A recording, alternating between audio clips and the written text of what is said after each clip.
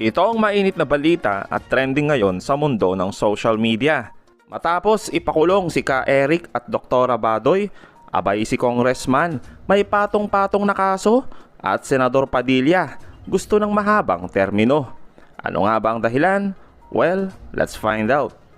Matapos humarap ni Manong J. Sonsa sa Kongreso at harapang sinagot ang mga tanong ng ilang kongresista, tulad na lamang kung magkano ang sahod niya bilang consultant sa SMNI. How much you're receiving as consultant? It's a sizable amount, Mr. Chairman. This is $1 million per month. Per month. Yes. Nasyak daw lahat ang mga congressman sa sahod ni Manong J. Sonsa na 1 million pesos, ayon mismo kay Representative Migs Nograles. Sana all. Sana all. Oo, sana all na bunot. Nasyakit po ba kayo? Ay, oo, nasyakit. Lahat kami nasyakit, diba? Diin naman ng isang Duterte supporter kay Congressman Nograles. Oh, Migs, magkano ilang milyon? Hindi ka pa ba nakontento sa iyong nakukuhang pera ng bayan? Ang binibigay sa iyo ni Tambaluslos, ang inyong mga kabayaran sa bawat pag-contempt ninyo sa mga gusto ninyong i-contempt at manggipit. Pero sa post ni Manong J. Sonsa, mas nakakagulat itong isang congressman. Dahil kung may 1 million sahod si Sonsa, abay meron naman 56 million pesos plunder case at iba pa itong si Congressman Suarez, ayon mismo sa post ni Sonsa. Ayon naman kay Kong Suarez, ang lahat ng mga kaso niya sa ombudsman ay pawang paninira at walang katotohanan dahil meron siyang ebidensya. Yung mga sinasabi nila, patong-patong kaso, ang hinabla laban sa inyong abang lingkod, yung sinabi nila na suki ako ng mga kaso sa ombudsman, kaliwat ka ng kaso, ang harapin ng inyong abang lingkod. Eh ito ang patunay. Ombudsman mismo ang nagsabi na wala akong pending na kaso. Pero ayon naman sa ilang mainstream media, 4 ang kasalukuyang nakahain sa opisina ng ombudsman. Matatandaan na si Kong Suarez ang unang nagdala ng issue sa Kamara dahil sa 1.8 billion travel expenses di umano na pinakalat ni Ka Eric at Dr. Badoy. Sa iba namang balita, habang tahimik si Senator Robin Padilla sa usaping China, abay maingay naman nito sa usaping Chacha, kung saan gusto niyang pahabain pa ang termino ng isang senador at gawing 54 ang mga senador, pero binara agad ito ni Senator Amy Marcos. Nakaupo kami, papa-extend kami hanggang forever. Wag na, kakaya. Ayon naman kay Senator Padilla, panahon na daw para sa pagbabago ng saligang batas. Pero ang malaking tanong sa ating kagalang-galang at number 1 senador, bakit nga ba gusto niya ng maraming senador? Sana magkaroon ng karagdagan na senador. Doon sa aming bagong panukala, 24, 24, national pa rin, pero merong 30 na regional senators. Na panahon na para magkaroon ng tamang representasyon yung mga region. At sa palagay ko naman, handa naman ng Senado dyan dahil nung huling pumasyal kami doon sa pinagagawang bagong gusali ng Senado, ang daming opisina. Sabi ko, parang handa naman itong Senado na madagdagan ng mga senators. Yun po yung bago namin panukala. Dahil nga sa pananahimik ng ilang politiko sa pangaharas ng China sa West Philippine Sea, pahayag naman ng isang propesor, ang mga kababayan natin na maka-China ay mga traidor at duwag. Lalo na ang mga halal na politiko na tikom ang bibig sa ginagawang aksyon ng China pero maingay sa ibang issue. Kung Pilipino ka, na hindi mo kayang magalit, nananahimik ka, traitor ka, ay inuuna mo ang political convenience mo at ang political stance mo. Di ba? Tapos ang tatapang nyo pagdukot sa drug addict, sa drug war. Pero pagdating sa China, mga bahag naman pala mga buntot. Anong tawag doon? Karuwagan yun. Traitor na, duwag pa. Anong tawag mo doon? Di ba? Sa ibang balita naman, mainit na sagutan ni Mark Lopez at Senator JB Ejercito. Mga kababayan, i-address natin tong issue natin na mainit ngayon sa social media. And this is a personal personal issue. Dahil may isa pong senador na tayo po ay binabanatan.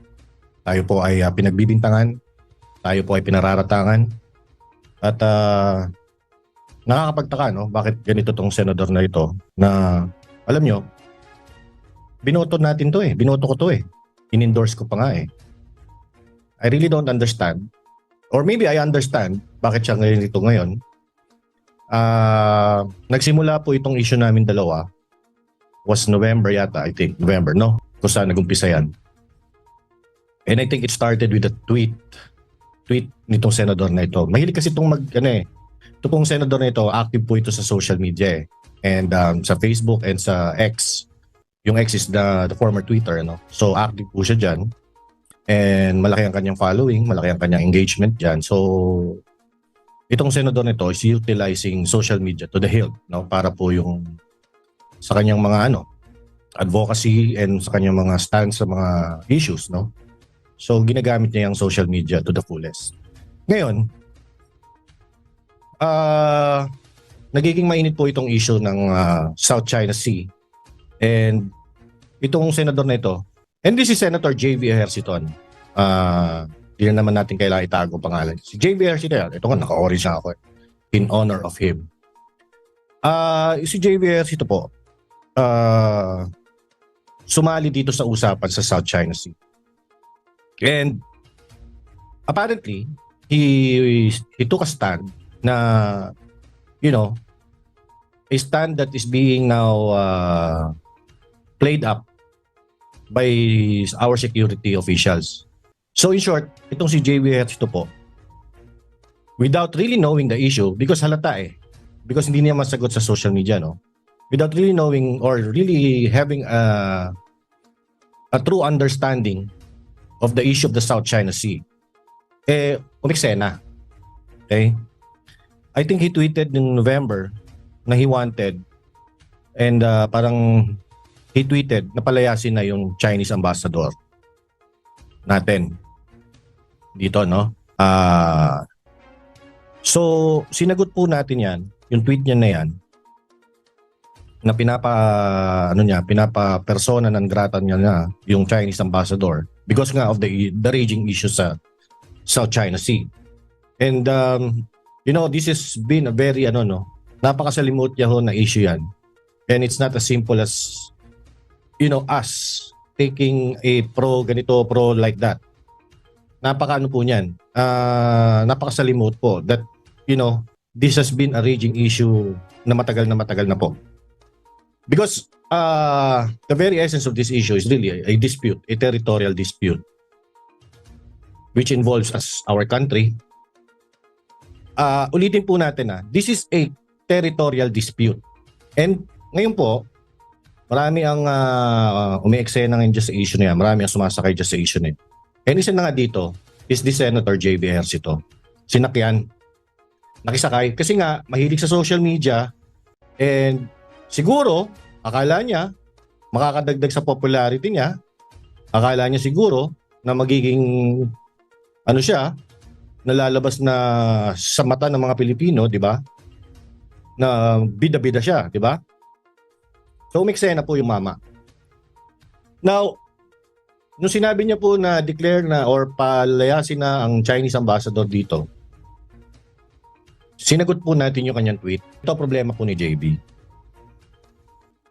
Binigyan siya ng info na ganyan para magamit laban sa akin dahil napahiya siya doon sa pagtatanong natin kung ano yung teritoryong inagaw. Dahil hindi niya masagot, dahil pag sinagot niya, mabubuking siya, mabibisto siya, wala siya talagang alam sa South China Sea issue. Di ba, senador, tapos walang alam? Kakahiya, di ba?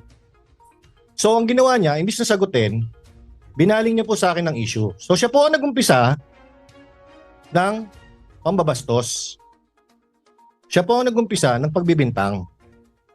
At simula po niyan, dahil siguro hindi na niya makarecover ang kahihiyan, yan ang banat sa akin. Okay? Wala akong katapusan ngayon na bumabanat yan na may mga DDS vloggers, yun, yung Mark Lopez. Nag-ano yan in public po, on air, sa DCRH po, a radio program. I think 3 Saturdays ago. Pinangalanan niya ako. Tapos ayan, banat ng banat sa Twitter, di ba, sa X. And I think nababasa niyo naman po yung kanyang banat sa social media, no? Which is really sabaw na sabaw, di ba? Which is really lutang na lutang. And it all, ano po kasi, this emanates from the fact that J.B. Ejercito really, hindi niya po talaga alam ang issue sa South China Sea. And napahiya po yung mama. Ngayon, dahil senador, dahil ang feeling niya, malakas siya, ang feeling kasi niya, all-powerful and probably influential because he is a senator at yung kanyang dinadala apelido, prominent in the world of politics. So, hindi niya siguro kayang yung kahihiyan. Kaya ganyan po ang ginagawa.